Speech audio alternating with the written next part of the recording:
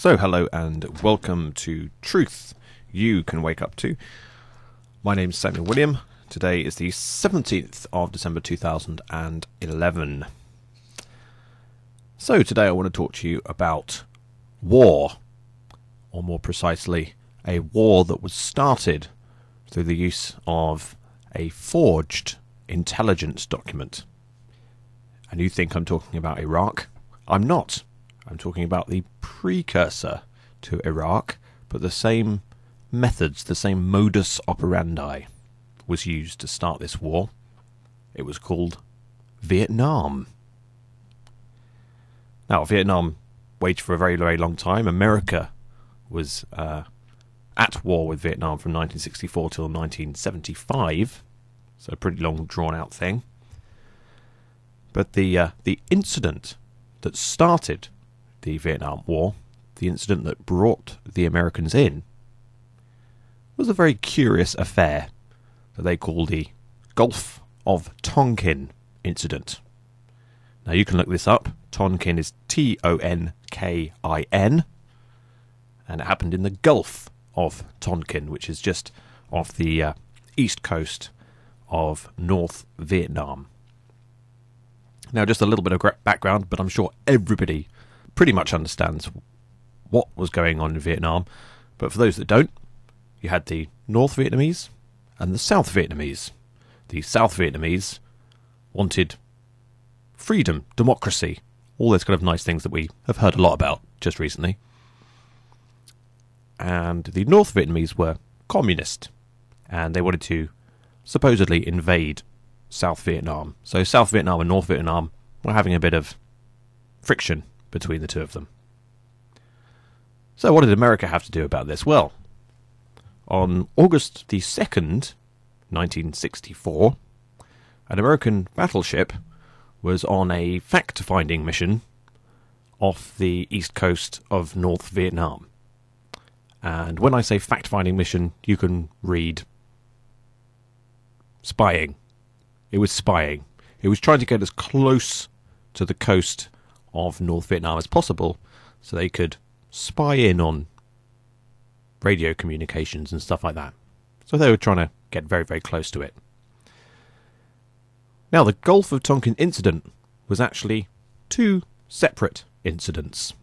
The first one was on August the 2nd, and then there was a second incident on August the 4th, 1964, just 2 days later.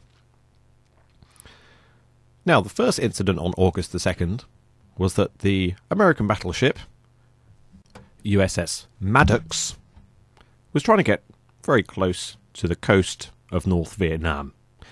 This was perceived by the North Vietnamese as not really something they were particularly keen on, so they sent out a few gunships to try and ward them off. There was an exchange of fire between the two vessels. One of the Vietnamese boats was damaged, and then they parted ways. So that was the first incident. The second Gulf of Tonkin incident that happened during the night time, while it was dark, on August the 4th, was that the USS Maddox was just hanging around in international waters at night time, pitch black everywhere, a moonless night, and they were ruthlessly attacked by some North Vietnamese gunships. They approached them silently in the middle of the night, creeped up on them, and ruthlessly and aggressively attacked the American ship. So straight away, the American president, who was President Johnson at the time, addressed Congress, spoke to the American people, talking about the Gulf of Tonkin incident, referring to the second one, where the Vietnamese performed a ruthless and premeditated attack on an American vessel in the middle of the night. So the American government, it was actually a government agency, the NSA, National Security Agency, drew up a intelligence document describing the events in the middle of the night on August the 4th. And they showed it to the surrounding countries, all the countries that surrounded South Vietnam to say, look, the North Vietnamese have been aggressive. They've attacked our ship in the middle of the night. A sneak attack. We need to do something about this. And if you're with us, America is going to join the war and we are going to attack North Vietnam. Of course, the countries around South Vietnam and South Vietnam itself pretty much said, okay then. And the Vietnam War started. Now, there were a few sailors upon these ships, and some of them were quite high up. And there were a few people back in the American Congress who were saying, we want to see clearer evidence of what happened on August the 4th. Can you show us some clearer evidence? Of course they couldn't. Some of the navymen from that vessel spoke out. They said, we weren't attacked. There were no Vietnamese ships there. We weren't attacked in the middle of the night. This is all a lie. Those people were condemned as conspiracy theorists.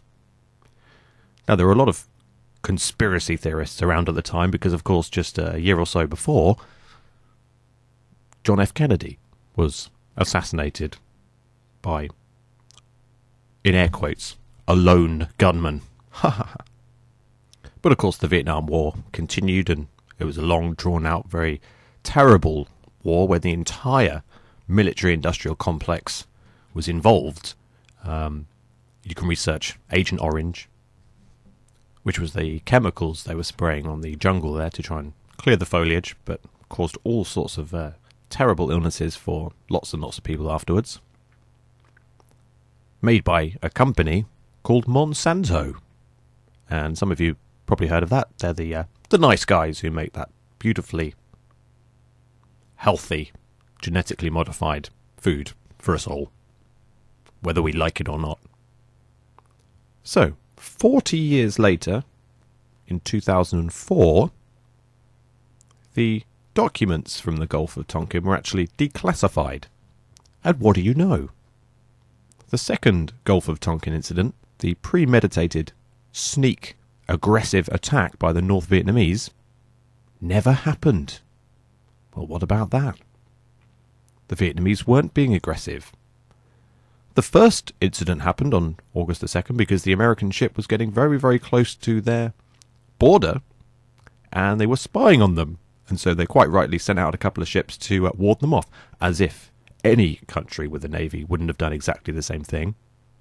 But the second attack never happened. They falsified the intelligence document, showed it to the international community, and gained a coalition of the willing to attack North Vietnam and free the South Vietnamese people. Now it all sounds very familiar, doesn't it? With the what happened with Iraq and the falsified intelligence document so they could free the Iraqi people. And quite timely as well, because if we had historical precedent of people falsifying documents like this, then maybe Iraq wouldn't have gone ahead. But of course, the Second Iraq War started in 2003. These documents were declassified in 2004. Of course, at the time, back in 1964, the media, especially in America, were doing a really fine job of telling everybody how aggressive the Vietnamese were. In fact, Time magazine wrote a wonderful piece, and I'll quote from it. Here it is, written on August the 4th, 1964. Through the darkness, from the west and the south, intruders boldly sped. At least 6 of them, they opened fire on the destroyers with automatic weapons, this time from as close as 2,000 yards. No doubt the US would have to answer this attack, and there was no debate or confusion within the administration regarding the incident. So there you go. So, of course, the media playing their part perfectly there to get acceptance and therefore permission from the American people to join this war.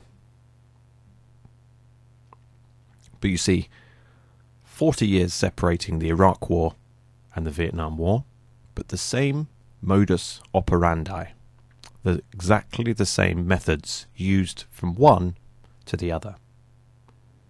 Now, at some point in the near future, I'm going to do an episode about false flag terrorism, the history of false flag terrorism. Quite a few people have done it before, but I want to give my 2 pence worth.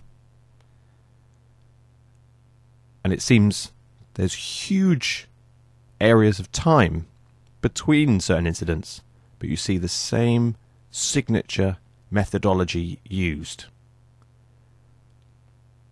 which can only really tell us one thing. There's been different leaders throughout all of those incidents, but the same methodology is used, which just gives us a hint that something might be connected behind the scenes. So this has been Truth You Can Wake Up To. I'm Samuel William. The website is on the way, and in the meantime, I've got an email address if you want to contact me. Maybe you're going to tell me that the show's really great, or you could tell me the show's really rubbish. It's up to you. Suggestions, questions, comments, you just want to say hello, you can email me. It's swilliamism@hotmail.com. So it's the same as my YouTube name, swilliamism, @hotmail.com. So until next time, goodbye.